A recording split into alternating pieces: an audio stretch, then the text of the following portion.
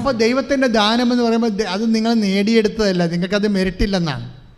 അതാണ് എഫേസ്യർ 2:8. അത് നിങ്ങൾ നേടിയെടുത്തതല്ല, നിങ്ങളുടെ ബുദ്ധി കൊണ്ടോ എഡ്യൂക്കേഷൻ കൊണ്ടോ സ്വാധീനം കൊണ്ടോ അല്ലെങ്കിൽ നിങ്ങളുടെ പ്രയോറിറ്റി കൊണ്ടോ നിങ്ങളുടെ എക്സ്പീരിയൻസ് കൊണ്ടോ നിങ്ങൾ നേടിയെടുത്തതല്ല. അവിടെ നിങ്ങളുടെ നേട്ടം 0 മെറിറ്റാണ്. പിന്നെന്താണ്? ദൈവത്തിൻ്റെ ദാനമാണ്. ഒന്ന് പറഞ്ഞ്, ദൈവത്തിൻ്റെ ദാനമാണ്. 0 മെറിറ്റിൽ വരുമ്പോൾ പിന്നെയുള്ള ഓപ്ഷൻ ദൈവത്തിൻ്റെ ദാനമാണ്. ഈ ദൈവത്തിൻ്റെ ദാനം എപ്പോഴും വരണത് അത്ഭുതങ്ങളുടെ രൂപത്തിലാണ്. നമുക്ക് മെറിറ്റ് ഇല്ലെങ്കിൽ പിന്നെ അത്ഭുതമാണ് ഉണ്ടാകണം, പിന്നെ ഓപ്ഷൻ അതാണ്. അതുകൊണ്ടാണ് ആ അത്ഭുതം പ്രവർത്തിക്കാൻ ഉടമ്പടി തന്നെ വേണമെന്ന് പുറപ്പാട് 34:10 പറയണത്. പുറപ്പാട് 34:10 ഒന്ന് വായിക്കട്ടെ, ശ്രദ്ധിക്കട്ടെ. ഹല്ലേലൂയ.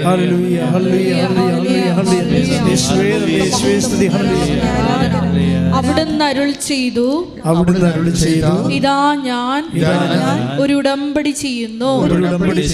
ലോകത്തൊരിടത്തും ഒരു ജനതയുടെ ഇടയിലും നടന്നിട്ടില്ലാത്ത തരം അത്ഭുതങ്ങൾ എന്റെ ജനത്തിന്റെ മുൻപിൽ ഞാൻ പ്രവർത്തിക്കും.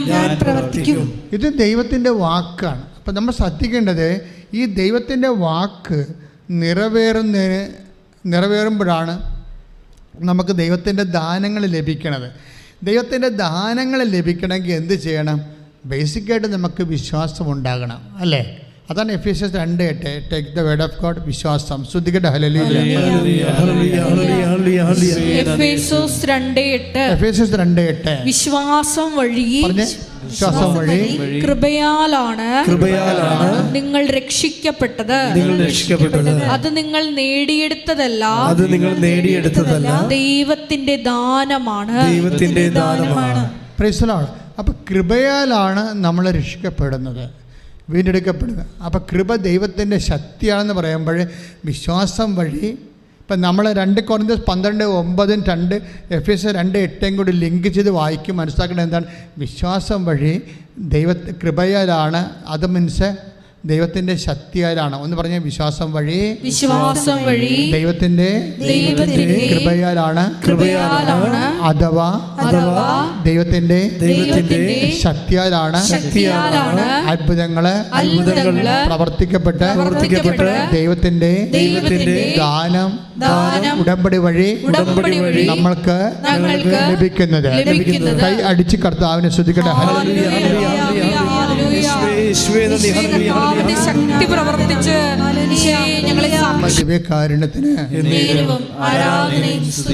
അപ്പൊ എഫേസ്യസ് 2:8 വീണ്ടും നമ്മൾ ബേസിക് വേർഡ് ഓഫ് ഗോഡ് ഉള്ളത്. എന്താണ്? വിശ്വാസം വഴി. പറഞ്ഞ്, വിശ്വാസം വഴി കൃപയാലാണ് നമ്മൾ രക്ഷിക്കപ്പെട്ടത്. അത് നമ്മൾ നേടിയതല്ല, ദൈവത്തിന്റെ ദാനമാണ്. അപ്പൊ ദൈവത്തിന്റെ ദാനം നമുക്ക് ലഭിക്കുന്നത്, ദൈവത്തിന്റെ ശക്തി നമുക്ക് ലഭിക്കുന്നത് ഉടമ്പടി വഴിയാണെന്നാണ് പുറപ്പാട് 34:10 നമ്മൾ വായിച്ചത്. ഞാൻ പറഞ്ഞു വരുന്നതിൻ്റെ കാര്യം, ഈ വിശ്വാസം വഴി എന്നുള്ളത് ആണ് ഇതിൻ്റെ അകത്ത് ഏറ്റവും ടോപ്പായിട്ടുള്ള വേഡ്. വിശ്വാസം വഴി. ഈ വിശ്വാസം ആണ് നമ്മൾ വിശ്വാസം വഴി കൃപയാലാണ്. കൃപ നമുക്ക് ലഭിക്കണത് എങ്ങനെയാണ്? ഫസ്റ്റ് വിശ്വാസം വഴിയാണ്. വിശ്വാസമാണ് ഇതിൻ്റെ ബേസിക് എന്ന് പറയണത്. ഉടമ്പടി ആയാലും ശരി, അതിൻ്റെ ബേസിക് വിശ്വാസം തന്നെയാണ്. പക്ഷേ അതിൻ്റെ കുറച്ചുകൂടി ഈ കള്ളം മൂത്ത് വിനായി ആകണ പോലെ വിശ്വാസം മൂത്ത് വിശ്വസ്തത ഉണ്ടാകും. അത് വേറെ ഒരു സബ്ജക്റ്റാണ്. അത് ഞാൻ വരുന്നുണ്ട്. അതല്ല, ഈ വിശ്വാസം വഴി പറഞ്ഞ്, വിശ്വാസം വഴി കൃപയാലാണ് നമ്മള് രക്ഷിക്കപ്പെട്ടത്. അപ്പൊ വിശ്വാസം ആണ് ഇതിൻ്റെ അകത്ത് മെയിൻ സബ്ജക്റ്റ്. വിശ്വാസത്തിൻ്റെ കൈമാറ്റം. വിശ്വാസം എപ്പോഴും വരണത്, ആക്ടിവേറ്റ് ആകണത് കൈമാറ്റത്തിലൂടെയാണ്. വിശ്വാസം നമുക്ക് മൂന്നോ നാലോ തരത്തിൽ വിശ്വാസം കൈമാറാൻ പറ്റും. ഒന്ന്, വിശ്വാസം പ്രഖ്യാപനത്തിലൂടെ നമുക്ക് വിശ്വാസം പ്രകടിപ്പിക്കാം. വിശ്വാസ പ്രകടനത്തെക്കുറിച്ചാണ് ഞാൻ നിങ്ങളോട് സംസാരിക്കുന്നത്. ഇപ്പം എന്താ നമ്മുടെ സബ്ജക്റ്റ്? എന്താണ്? എഫേസ്യസ് 2:8 ഉടമ്പടിയുടെ അസ്ഥിവചനങ്ങൾ. എന്താണത്? അത് പറഞ്ഞ വിശ്വാസം വഴി കൃപയാലാണ് നമ്മൾ രക്ഷിക്കപ്പെട്ടത്. അപ്പോൾ ഈ വിശ്വാസം ആക്ടിവേറ്റ് ചെയ്യുന്നത് അതിൻ്റെ പ്രകടനപരത പഠിക്കണം. നമുക്ക് ബുദ്ധിപരമായിട്ട് ചെയ്യേണ്ട ഒരു വിഷയമാണ് ഉടമ്പടി, അല്ലാതെ വൈകാരികമായിട്ട് വരുന്ന വിഷയമല്ല. വിശ്വാസത്തിന് ഒരു പ്രകടനപരതയുണ്ട്, വിശ്വാസം പ്രകടിപ്പിക്കുന്ന രീതി. ഇപ്പോൾ വേണമെങ്കിൽ നമുക്ക് എനിക്കുണ്ട് 3 തരത്തിൽ വിശ്വാസം പ്രകടിപ്പിക്കാൻ പറ്റും. വിശ്വാസം പ്രഘോഷിക്കുക, നമുക്ക് അധരം കൊണ്ട് പ്രഘോഷിക്കുക, അല്ലേ? അത് റോമ 10:9 വിശ്വാസ പ്രഘോഷണം. എന്താണ് പ്രഖ്യാപനം? അങ്ങനെ പറയാം. എന്താ റോമ 10:9? യേശു കർത്താവാണെന്ന് അധരം കൊണ്ട് ഏറ്റുപറയുകയും ദൈവം അവനെ മരിച്ചവരെന്ന് ഉയർപ്പിക്കുകയും ചെയ്യുന്ന ഹൃദയത്തിൽ വിശ്വസിക്കുമ്പോഴാണ് രക്ഷ പ്രാപിക്കുന്നത്. അപ്പൊ വിശ്വാസം പ്രഖ്യാപിച്ചാൽ രക്ഷ പ്രാപിക്കാൻ പറ്റും. വിശ്വാസം പ്രഖ്യാപിച്ചാൽ എന്താണ് വിശ്വാസം? യേശു കർത്താവാണെന്നുള്ളതാണ് വിശ്വാസം. അത് അധരം കൊണ്ട് പ്രഖ്യാപിക്കണം. അധരം കൊണ്ട് പ്രഖ്യാപിക്കും. അതിനാണ് നമ്മൾ വിശ്വാസ പ്രമാണം ചെല്ലണത്. അപ്പോൾ വിശ്വാസ പ്രമാണം ചെല്ലുമ്പോൾ നിങ്ങളുടെ മനസ്സിൽ ഉണ്ടാകണം, ഞാൻ എന്താണ് ചെയ്യണത്. കണാ പഠിപ്പിച്ചൊരു പ്രാർത്ഥന കണാകുണാന്നും പറഞ്ഞുകൊണ്ട് ഇങ്ങനെ പട്ടിക പറയണവർ പറഞ്ഞിട്ട് കഥയില്ല. അതൊരു ആക്ടിവേഷൻ പ്രിൻസിപ്പിളാണ്. വിശ്വാസം പ്രഖ്യാപിക്കുകയാണ്. എന്താ വിശ്വാസത്തിൻ്റെ അന്തസ്സത്ത എന്താണ്? യേശു കർത്താവാണ്, അതാണ് വിഷയം. അതോടുകൂടി വിശ്വാസം എല്ലാം തീരും. കാര്യം രോഗമല്ല കർത്താവ്, കടമല്ല കർത്താവ്, ഇന്ന് വന്നിരിക്കുന്ന സാമ്പത്തിക തകർച്ചയിൽ നിന്ന് ഭരിക്കേണ്ട കാര്യമില്ല. എന്നെ ഭരിക്കാൻ ഒരാളുണ്ട്, അവൻ മരണത്തെ ജയിച്ച ഉയർത്തെഴുന്നേറ്റ കർത്താവാണ്. കൈയടിച്ച് കർത്താവ്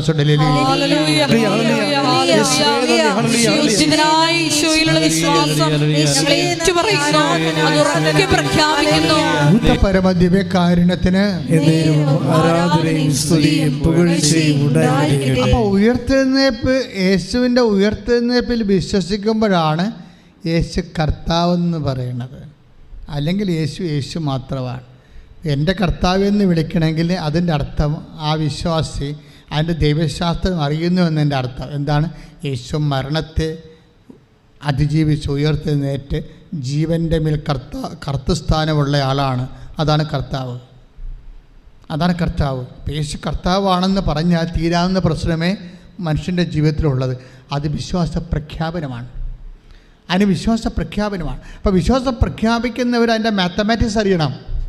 അല്ല വെറുതെ എന്ത് യേശു കർത്താവാണെന്ന് പറഞ്ഞാൽ ചുമ്മാ അധരം കൊണ്ട് ഏറ്റു പറയുമ്പോൾ ഹൃദയത്തിൽ ഒരു സെക്കൻഡ് ഫാക്കൽറ്റി ഉണ്ട്. ഇത് നമുക്കറിയാമല്ലോ, ഇത് ഒരു മൗത്താണ്, ഒരു മെഗാഫോണാണിത്. ഈ മെഗാഫോണിൻ്റെ ഇത് മെഗാഫോൺ കൊണ്ട് യേശു കർത്താവാണെന്ന് നമ്മൾ സ്വരത്തിൽ പറയുമ്പോൾ അതിൻ്റെ ആസ്തിയിൽ തന്നെ ഹൃദയത്തിൽ വിശ്വസിക്കണം. എന്ത് പറയണം? യേശു കർത്താവാണെന്ന് അധരം കൊണ്ട് ഏറ്റു പറയുമ്പോൾ ഹൃദയത്തിൽ നമ്മൾ വിശ്വസിക്കണം. എന്താണ്? ദൈവം അവനെ മരിച്ചവളെന്ന് ഉയർപ്പിച്ചു എന്നാണ്. അവിടെ പീഡാസഹനങ്ങൾക്കൊന്നും വലിയ പ്രാധാന്യമില്ല. അവിടെ ഉയർത്തുന്നതിന് മാത്രമാണ് പ്രാധാന്യം. അനുദിന ജീവിതത്തിലെ ജീവിത അനുഭവങ്ങളെ അതായത് അതിജീവിക്കാനുള്ള ഒന്നാമത്തെ മാർഗം ഒന്ന് കുരിശും ഒന്ന് ഉയർത്തെഴുന്നേൽപ്പുമാണ്. കുരിശിനെ അതിജീവിക്കുന്നത് ഉയർത്തെഴുന്നേൽപ്പിൻ്റെ കാലം വരെ നമുക്ക് കിട്ടുന്ന ഒരു സഹിഷ്ണുത, ഒരു വിഷയവുമായിട്ട് നമ്മൾ പൊരുത്തപ്പെടാൻ വേണ്ടി ആണ് കുരിശ് നമുക്കൊരു പാഠ്യവിഷയമായി മാറണത്. കുരിശിൻ്റെ കാലം കഴിയുമ്പോൾ യേശുവിനെ കർത്താവ് ഉയർത്തുന്ന ഉത്ഥാനത്തിൻ്റെ കാലം വരും. അപ്പോഴും ഞാൻ കർത്താവിൻ്റെ സാക്ഷിയായിട്ട് പ്രഘോഷിക്കും. സാക്ഷ്യത്തിന് വേണ്ടി ഒരിക്കലാണ് ഈ കുരിശ് ചെയ്യണത്. ദുഃഖാനുഭവങ്ങളും ദുരിതാനുഭവങ്ങളും രോഗാനുഭവങ്ങളും ഒക്കെ ചെയ്യണത് ക്രിസ്തുവിലേക്കുള്ള ഉത്ഥാനം ചെയ്ത ക്രിസ്തുവിലേക്കുള്ള നമ്മുടെ ദൂരമാണ്. കൈയിട്ടിച്ച് കർത്താവിന്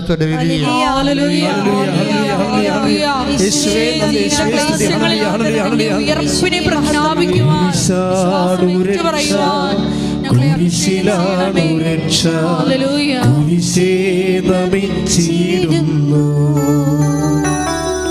കുരിശാണു രക്ഷ, കുരിശിലാണു രക്ഷ, കുരിശേ നമിച്ചിടുന്നു. പരിശുദ്ധ പരമ ദിവ്യകാരുണ്യത്തിന് എന്നേരവും ആരാധനയും സ്തുതിയും പുകഴ്ചയും ഉണ്ടായിരിക്കട്ടെ. അപ്പോൾ വിശ്വാസ പ്രഖ്യാപനത്തിൻ്റെ മെക്കാനിസമാണ് ഞാൻ നിങ്ങളോട് പറഞ്ഞത്. ഇനി വരാൻ വിശ്വാസം തന്നെ. ഇത് എവിടുന്നാണ് വരുന്നത്? ഇത് എഫേസ്യർ 2:8 എന്താ പറയണത്? വിശ്വാസം വഴി പറഞ്ഞേ, വിശ്വാസം വഴി കൃപയാലാണ് നമ്മൾ രക്ഷിക്കപ്പെടുന്നത്. അപ്പോൾ കൃപ നമുക്ക് ലഭിക്കുന്നതിനും രക്ഷിക്കപ്പെടുന്നതിനും കൃപ ദൈവത്തിൻ്റെ ശക്തിയാണെന്ന് ഓൾറെഡി ഞാൻ പറഞ്ഞു കഴിഞ്ഞു. നമുക്ക് വേണ്ടത് വിശ്വാസമാണ്. വിശ്വാസത്തെ വിശ്വാസത്തിൻ്റെ പ്രകാശത്തിൽ ഒന്നാം ഘട്ടത്തിൽ വരണത് എന്താണ്? വിശ്വാസ പ്രഖ്യാപനമാണ്.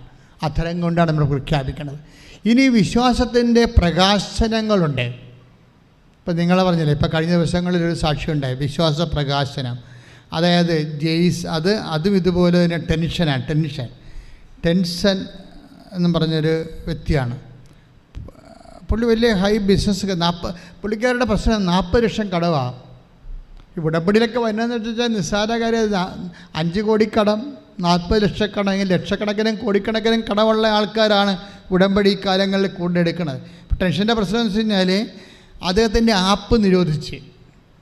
ആപ്പെന്ന് പറയുന്നത് അങ്ങനെ കന്നഡ ഡിസൈൻ ചെയ്ത് കന്നഡ ഹോൾസെയിൽ ബിസിനസ് ചെയ്യുന്ന ആളാണ്. അപ്പോൾ ഈ കന്നഡയിൽ നമുക്കൊരു ആപ്പുണ്ടെങ്കിൽ, ഇപ്പോൾ കൃപാസനത്തിന് ആപ്പ് ചെയ്തുകൊണ്ടിരിക്കുകയാണ്. എന്നുവെച്ചാൽ കൃപാസനം ഇപ്പോൾ നമുക്ക് ലൈറ്റൊക്കെ അതിൻ്റെ പേ റിക്വസ്റ്റ് ഉണ്ട്, ഓൺലൈൻ ഉടമ്പടിയുണ്ട്, അതുപോലെ തന്നെ യൂട്യൂബ് ഉണ്ട്, ഫേസ്ബുക്ക് ഉണ്ട്, ടെലഗ്രാം ഉണ്ട്, വാട്സപ്പ് ഉണ്ട്. ഇതെല്ലാം സിംഗിൾ വിൻഡോയിലേക്ക് വരും. അപ്പോൾ ഈ ആപ്പ് ഡൗൺലോഡ് ചെയ്യണമെന്നുണ്ടെങ്കിൽ ഇപ്പോൾ ഡൗൺലോഡ് ചെയ്യരുത്, ഞാൻ പറയാം. അതിനെ കുറച്ച് ലാസ്റ്റ് വർക്ക് ചെയ്തുകൊണ്ടിരിക്കുകയാണ്. എത്ര 1.5 കൊല്ലമായത് ചെയ്യണത്, നിസ്സാരമല്ല, കുറേ വർക്കുണ്ട് അതിന്. അപ്പോൾ കംപ്ലീറ്റ് ആപ്പ് ചെയ്യാൻ ഈ ആപ്പ്, ഇയാളുടെ കന്നഡയുടെ ആപ്പ്, ടെൻഷൻ്റെ കന്നഡയുടെ ആപ്പ് ഇൻ്റർനാഷണൽ ലെവലിൽ നിരോധിച്ചു. ഇത് കേസുണ്ടായി. കാര്യം മറ്റ് കന്നഡ കച്ചവടക്കാരൊക്കെ പ്രശ്നം ഉണ്ടാക്കി എന്തോ ചെയ്തിട്ട് അവർ കേസ് കൊടുത്തിട്ട് ഇൻ്റർനാഷണൽ ലെവലിൽ കമ്പനി ആപ്പ് നിരോധിച്ചു. ആപ്പ് നിരോധിച്ചവരുടെ കന്നഡ ബിസിനസ് തകർന്ന. ആപ്പ് നിരോധിച്ചു കഴിഞ്ഞാൽ പിന്നെ അയാൾ തന്നെ ഡിസൈൻ ചെയ്യണേ കന്നഡയെ. അപ്പോൾ അത് ആപ്പിലാണ് ഇടണത്. അതാണ് ആൾക്കാർ ഡൗൺലോഡ് ചെയ്തിട്ട് കന്നഡ റീറ്റെയിലായിട്ട് എടുക്കുന്ന ആൾക്കാരില്ലേ, അതാണ് അവർ ആപ്പ് ഡൗൺലോഡ് ചെയ്തിട്ടാണ് നോക്കണത്. അതിൻ്റെ ഡിസൈൻ നോക്കിയിട്ട് ഇപ്പോൾ നമുക്ക് എല്ലാം ഡിസൈൻ നമ്മളറിയുന്നില്ലെന്നേ ഉള്ളൂ. നമ്മളിങ്ങനെ കണ്ടൊക്കെ വെച്ച് നടക്കും. ഇവരെല്ലാവരും എപ്പോഴും അപ്ഡേഷനുണ്ട്, ഡിസൈനിൽ അപ്ഡേഷനുണ്ട്, എല്ലാത്തിനും ഉണ്ട് അല്ലേ? ആഭരണങ്ങൾക്ക് ഇല്ല, വാച്ചിന്, എല്ലാത്തിനും ഡിസൈൻ അപ്ഡേഷനുണ്ട്. അപ്പോൾ അപ്ഡേഷൻ എല്ലാം ആപ്പ് വഴിയാണ് നടക്കുന്നത്. പക്ഷേ ആപ്പ് നിരോധിച്ചു. ആപ്പ് നിരോധിച്ചതോടുകൂടി ഈ ടെൻഷൻ ശരിക്കും ടെൻഷനിലായിപ്പോയി. കാര്യം പിന്നെ കച്ചവടം ഇല്ലല്ലോ, എല്ലായിടത്തും കച്ചവടം പെൻഡിങ് ആകുകയും അയാൾക്ക് കടം കിട്ടാനുള്ളവർക്ക് കൊടുക്കാൻ പറ്റാതെയും സെയിലെല്ലാം മരവിച്ചു പോയി. തൃശ്ശൂർക്കാരനാണ്. അപ്പോൾ സെയിലെല്ലാം മരവിച്ചു. 40 ലക്ഷം ഇൻട്രസ്റ്റോടുകൂടി കടത്തിലായി. അപ്പം ജീവിതം പൊങ്ങാൻ വേറെ ഒന്നും വേണ്ടല്ലോ. 40 ലക്ഷം ഇൻട്രസ്റ്റോട് കടത്തിലായപ്പോൾ ജെയ്സൺ പിന്നെ എന്നാ ചെയ്യണത്? ഉടമ്പടി ആശ്രയിക്കാൻ, ഉടമ്പടി ചെയ്യാൻ. അതാണ് ഈ ഉടമ്പടി ചെയ്യുമ്പോൾ ജെയ്സൻ്റെ ഈ കന്നഡ ആപ്പ് നിരോധിച്ച കന്നഡയ്ക്ക് എന്നാ സംഭവിക്കണം നമ്മൾ അറിയണം. നമ്മൾ എപ്പോഴും നമ്മൾ ദൈവത്തോട് പറയുന്ന എനിക്ക് തോന്നുന്നത് ദൈവത്തോട് പ്രത്യേകിച്ചൊന്നും പറഞ്ഞു കൊടുക്കാതിരിക്കണം നല്ലത്. ഇന്നതുപോലെ ചെയ്തു തന്നാൽ ഇന്നതുപോലെ ഞാൻ രക്ഷപ്പെടും, അങ്ങനെയൊന്നും നിങ്ങൾ പറയാതിരിക്കാൻ നല്ലത്. കാര്യം നിങ്ങളുടെ കൊച്ചു ബുദ്ധിക്ക് പറ്റുന്നതിനേക്കാൾ ഉപരി നമ്മുടെ ധാരണകളെ അതിലംഘിക്കുന്നതാണ് ദൈവത്തിൻ്റെ ബുദ്ധി. മനസ്സിലായ? അപ്പം നമ്മൾക്കൊരു ധാരണ ഉണ്ടാവും, നമ്മുടെ കന്നഡ രക്ഷപ്പെടണമെങ്കിൽ, കന്നഡ വ്യാപാരം രക്ഷപ്പെടണമെങ്കിൽ ഇന്നത് ദൈവം ചെയ്തു തന്നാൽ മതി. അപ്പോൾ ദൈവത്തിനെ കയറി പഠിപ്പിക്കാൻ നിൽക്കരുത് ആരും. നിങ്ങൾ രക്ഷപ്പെടണമെങ്കിൽ ഇന്ന കാര്യം ദൈവം ചെയ്തു തന്നാൽ മതി എന്ന് പറയരുത്. അത് മണ്ടത്തര. കാര്യം പലപ്പോഴും ബൈബിൾ പറയും നിങ്ങളുടെ ധാരണകളെ അതിലംഘിക്കുന്ന take the word of God, നിങ്ങളുടെ ധാരണകളെ അതിലംഘിക്കുന്നു. ഫിലിപ്പിയർ 4:6-7. ഒന്നിനെക്കുറിച്ചും ആകുലരാകേണ്ട. അത് പറഞ്ഞേ, ഒന്നിനെക്കുറിച്ചും ആകുലരാകേണ്ട. പ്രാർത്ഥനയിലൂടെയും അപേക്ഷയിലൂടെയും കൃതജ്ഞതാസ്തോത്രങ്ങളോടെ നിങ്ങളുടെ യാചനകൾ ദൈവസന്നിധിയിൽ അർപ്പിക്കുവിൻ. അപ്പോൾ നമ്മുടെ എല്ലാ ധാരണയെയും അതിലംഘിക്കുന്ന ദൈവത്തിന്റെ സമാധാനം നിങ്ങളുടെ ഹൃദയങ്ങളെയും നിങ്ങളുടെ ഹൃദയങ്ങളെയും ചിന്തകളെയും യേശുക്രിസ്തുവിൽ കാത്തുകൊള്ളും. അപ്പോൾ ഒരു സമാധാനം എന്ന് പറയുന്നത് ഒരു ഉത്തരമാണ്, ആൻസറാണ്. ദൈവത്തിൻ്റെ സമാധാനം എന്ന് പറഞ്ഞാൽ ദൈവത്തിൻ്റെ ഉത്തരമെന്ന അർത്ഥം. നിൻ്റെ ഇപ്പോൾ ജയിച്ച ടെൻഷൻ്റെ വിഷയത്തിന് അയാൾക്കൊരു ധാരണയുള്ളത് എന്താണ്? ആപ്പ് നിരോധിച്ച ആപ്പ് വീണ്ടും കമ്പനി റീസെറ്റ് ചെയ്ത് കഴിഞ്ഞാൽ അയാൾക്ക് സമാധാനം കിട്ടും, ഉത്തരം കിട്ടുമെന്നാണ്. പക്ഷേ ആ ധാരണയല്ല ഫിലിപ്പിയർ 4:6-7 പറയണത്. 4-ാം അധ്യായം 6-ാം വാക്യവും 7-ാം വാക്യവും പറയുന്നത് എന്താണ്? നിങ്ങളുടെ ജീവിതം രക്ഷപ്പെടാൻ നിങ്ങളുടെ ധാരണയെ അതിലംഘിക്കുന്ന ദൈവത്തിൻ്റെ സമാധാനം, ദൈവത്തിൻ്റെ ഉത്തരം. അവിടുത്തെ സമാധാനത്തിന് പീസ് എന്നല്ല, ആൻസർ എന്ന അർത്ഥം. ദൈവത്തിൻ്റെ ആൻസർ, ദൈവത്തിൻ്റെ ഉത്തരമുണ്ട്. ടെൻഷൻ അതനുസരിച്ച് ഉത്തരം, ആൻസർ. അയാൾ പിന്നെ ഒരു കാര്യമാണ്, അയാൾ ഉടമ്പടിയുടെ സത്യസന്ധതയുള്ള ആളാണ്. ഈ നമ്മുടെ സത്യസന്ധത ഉണ്ടെങ്കിലാണ് ദൈവം ആ ഉടമ്പടിയുടെ യഥാർത്ഥ തനി നിറം കാണിക്കത്തുള്ളൂ. നമ്മൾ സത്യസന്ധത ഇല്ലാത്തവർ, നമുക്കൊരു ഉടമ്പടി എടുക്കുന്നവരിൽ എനിക്കറിയാം ഒരു 70% പേര് സത്യസന്ധത ഇല്ലാത്തവരാണ്. ഉള്ള കാര്യം ഞാൻ മുഖത്ത് നോക്കി പറയുകയാണ്. ഉടമ്പടി എടുക്കുന്നവരിൽ 70% പേര് സത്യസന്ധത ഇല്ലാത്തവരാണ്. അവർ ദൈവത്തോട് എന്താണ് ഉടമ്പടി ചെയ്യിക്കണമെന്ന് അവർക്ക് അറിയത്തില്ല. അവരുടെ വിഷയത്തെക്കുറിച്ച് അവരെപ്പോഴും ഭയങ്കര ആകുലരായിരിക്കും, ദൈവത്തെക്കുറിച്ച് ഒരിക്കലും അല്ല. അതാണ് നമുക്ക് ഉടമ്പടി പറ്റുന്ന ഒരു അബദ്ധം. പക്ഷേ ടെൻഷൻ അങ്ങനെയല്ല. ടെൻഷൻ എന്തെല്ലാം കാര്യം ചെയ്തറിയാം. 40 ലക്ഷം കടത്തി കിടന്നിട്ട് എന്തെല്ലാം കാര്യം ആ മനുഷ്യൻ ചെയ്തെന്നറിയാവോ? ഓരോ റിട്ടയർ ഷോപ്പ്, കേരളം മുഴുവൻ റിട്ടയർ ഷോപ്പാണ്. അയാൾക്ക് കാശ് കൊടുക്കാനുള്ള ആൾക്കാരാണ്. എല്ലാവരെയും കാണാൻ പോകുമ്പോഴൊക്കെ ചില സമയത്ത് കടയടച്ച് പിരിയുമ്പോഴൊക്കെയല്ലേ നമ്മൾ കാശ് കളക്ട് ചെയ്യണ ആൾക്കാർ. കട അടക്കാൻ നേരത്തല്ല കാശ് കളക്ട് ചെയ്യുന്നത്. അപ്പോൾ പല സമയത്തും കൊല്ലത്തും ട്രിവാൻഡ്രത്തും കാസർഗോഡും ഒക്കെ പോയി കട അടച്ച് കടക്കാൻ നേരത്തെ കാശ് കളക്ട് ചെയ്ത് കിട്ടണ കാശ് വാങ്ങിച്ചിട്ട് പുറത്തിറങ്ങുമ്പോൾ ഇയാൾ ചെയ്യണ എന്താ പരിപാടി? എന്താ? ഇയാൾ ഉടമ്പടിയുടെ ആ ജീവകാരുണ്യ പ്രവർത്തനം കൃത്യമായിട്ട് ചെയ്യുന്നുണ്ട്. ആ സാക്ഷ്യം അടിപൊളി സാക്ഷ്യമാണ്. എന്താ ചെയ്യേണ്ടത്? അയാൾ നിരത്തിൽ കിടന്നുറങ്ങുന്ന രോഗികളെയൊക്കെ വിളിച്ചെഴുന്നേൽപ്പിക്കും. ഒത്തിരി പേര് നിരത്തിലൊക്കെ കിടന്ന് ഉറങ്ങത്തില്ലേ? എന്നിട്ട് ചോദിക്കും ഭക്ഷണം കഴിച്ചിട്ടാണ് ഉറങ്ങണമെന്ന് ചോദിക്കും. അവർ ചോദ്യം മതിയില്ല ദൈവത്തിൻ്റെ മനസ്സ് കുളിർക്കുവാൻ. ഭക്ഷണം കഴിച്ചിട്ടാണ് ഉറങ്ങണം. അപ്പോൾ ചിലർ പറയും ഇല്ലെന്ന് പറയും, എന്നാൽ ബാന്ന് പറയും. എന്നിട്ട് ഹോട്ടലിൽ കൊണ്ടുപോയി, ഏത് ഹോട്ടലാണ് തുറന്നിരിക്കുന്നത് അവിടെ കൊണ്ടുപോയി മനുഷ്യൻ ഭക്ഷണം വാങ്ങിച്ചു കൊടുക്കും. ഇവിടെ വന്നിരിക്കുന്ന എന്താ പരിപാടി? ഇവിടെ വന്നിട്ട് ഇവിടെ നിന്ന് 1 കെട്ട് പത്രമാണ് നമ്മൾ മേടിക്കാൻ പറയണത്. പക്ഷേ പുള്ളി 5 കെട്ട് പത്രം മേടിക്കും. 5 കെട്ട് പത്രം മേടിച്ച് എന്താണ് ഈ വലിയൊരു ബിസിനസ്സുകാരനാണ് ചെയ്യണത്. അയാൾ ഓരോ മെഡിക്കലിൻ്റെ വാതിക്കൽ പോയി നിൽക്കും. ഓരോ മെഡിക്കൽ, ആ സാക്ഷി നിങ്ങളൊന്ന് കേൾക്കണം, ടെൻഷൻ്റെ. ഓരോ മെഡിക്കലിൻ്റെ വാതിക്കൽ പോയി നിൽക്കും. എന്നിട്ട് ഓരോരുത്തരോട് പറയും. അപ്പോൾ അക്രൈസ്തവ സഹോദരങ്ങളെ കാണുമ്പോൾ അയാൾ കാനായിലെ കല്യാണത്തെക്കുറിച്ച് സംസാരിക്കും. ഒരു മനുഷ്യൻ വചനം പ്രഘോഷിക്കണേ, അയാൾ തകർന്ന് തരിപ്പണമായിരിക്കുന്ന സമയമാണ്. പക്ഷേ അതല്ല, സുവിശേഷത്തിന് വിലങ്ങ് വെച്ചിട്ടില്ല. Take the word of God. സാഹചര്യം അനുകൂലമായിരിക്കുമ്പോൾ അല്ലാത്തപ്പോൾ take the word of God. ശ്രദ്ധിക്കട്ടെ.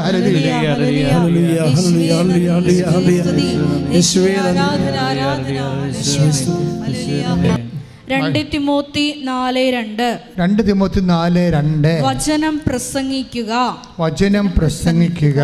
സാഹചര്യങ്ങൾ അനുകൂലമാണെങ്കിലും അല്ലെങ്കിലും ജാഗരൂകതയോടെ വർത്തിക്കുക. മറ്റുള്ളവരിൽ ബോധ്യം ജനിപ്പിക്കുകയും അവരെ ശാസിക്കുകയും ഉദ്ബോധിപ്പിക്കുകയും ചെയ്യുക. വചനം പ്രഘോഷിക്കുക. സാഹചര്യം അനുകൂലമാണെങ്കിലും അല്ലെങ്കിലും. എപ്പോഴും നമുക്ക് സാഹചര്യം അനുകൂലമായി വരിക. ഇപ്പം ജെയ്സിന് സാഹചര്യം അനുകൂലമല്ല. 40 ലക്ഷം കടവും അതിൻ്റെ ഇൻട്രസ്റ്റും കടക്കാരുടെ വിളിയും തിരക്കും എല്ലാമാണ്. പക്ഷെ അതിൻ്റെ ഉള്ളിലും അദ്ദേഹം വചനം പ്രഘോഷിക്കുകയാണ്.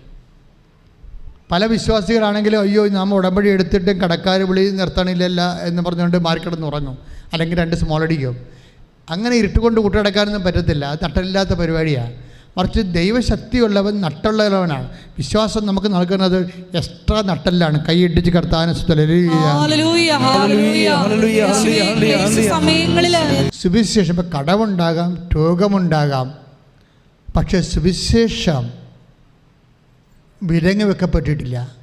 സുവിശേഷം സാഹചര്യം അനുകൂലമല്ലെങ്കിലും അത് പ്രഘോഷിക്കാനുള്ള വിശ്വാസമെന്ന് പറയണത് അത് വിശ്വാസത്തിൻ്റെ ഒരു പ്രകാശനമാണ്. അപ്പം ജെയ്സൺ ഞാൻ പറഞ്ഞു വിശ്വാസം കൈമാറുന്നത് വിശ്വാസ പ്രഖ്യാപനത്തിലൂടെ. പിന്നെ എന്താണ്? വിശ്വാസ പ്രകാശനത്തിലൂടെ. വിശ്വാസ പ്രകാശനമാണ് ഇപ്പോൾ ജെയ്സൺ ചെയ്യണത്. എന്താണ് കാര്യം? അവിടെ സാഹചര്യം അനുകൂലമല്ല, പക്ഷേ സ്റ്റിൽ അയാൾ ഓരോ മെഡിക്കൽ കോളേജിനെ വാദിക്കലും ഹോസ്പിറ്റൽ വാദിക്കുന്നതുകൊണ്ട് കൃപാസനം പത്രം പറഞ്ഞ് കൊടുക്കുക. അത് അക്രൈസ്തവരാണെന്ന് കണ്ട അദ്ദേഹം കാനായിലെ കല്യാണത്തെക്കുറിച്ചും ഒരു കുടുംബം അന്യം നിന്ന് പോകാൻ പോകുമ്പോൾ തകർച്ച ബാധിക്കുമ്പോൾ അമ്മ എങ്ങനെ മധ്യസ്ഥം വഹിക്കണമെന്നും അമ്മയുടെ മധ്യസ്ഥം എങ്ങനെ യേശു കേൾക്കണമെന്നും എങ്ങനെ കുടുംബം വീണ്ടെടുക്കണമെന്നും ഈ മനുഷ്യൻ പറഞ്ഞ് ആ മനുഷ്യൻ പഠിച്ച് സുവിശേഷം പ്രഘോഷിക്കാൻ കൊടിയ കടത്ത് നിന്നുകൊണ്ട് ആ മനുഷ്യൻ സാഹചര്യം അനുകൂലമല്ലാത്തപ്പോഴും ആ മനുഷ്യൻ സുവിശേഷം വിലങ്ങ് വെക്കാത്ത സുവിശേഷം പ്രസംഗിച്ചുകൊണ്ടിരിക്കുകയാണ്. ഒന്ന് പ്രാർത്ഥിക്കുക. കർത്താവായ ദൈവമേ, ഈ വചനം കേൾക്കുന്ന എൻ്റെ ജീവിതത്തിലെ എൻ്റെ ജീവിത സാഹചര്യം രോഗങ്ങൾ കൊണ്ടോ കടങ്ങൾ കൊണ്ടോ ജോലിയില്ലായ്മ കൊണ്ടോ കലഹങ്ങൾ കൊണ്ടോ വിവാഹമോചനം കൊണ്ടോ കമ്പനിയുടെ തകർച്ചകൾ കൊണ്ടോ ഏത് തകർച്ചയാണെങ്കിലും മരണത്തിന്റെ തകർച്ചയെ അതിജീവിച്ചുകൊണ്ട് പുനരുദ്ധാനം ചെയ്ത യേശുവിൽ വിശ്വസിക്കുന്ന എന്നിലേക്ക് ഉദ്ധാനത്തിന്റെ ശക്തി അഭിഷേകമായി നൽകണമേ. എല്ലാ സാഹചര്യത്തിലും അനുകൂലമായാലും പ്രതികൂലമായാലും വിശ്വാസ പ്രകാശനമായി സുവിശേഷം പ്രഘോഷിക്കുവാൻ, സുവിശേഷം പ്രാവർത്തികമാക്കുവാൻ, സുവിശേഷം പ്രകാശിപ്പിക്കുവാൻ അഭിഷേകം ചെയ്യണമേ. യേശുവേ നന്ദി. Hallelujah hallelujah hallelujah.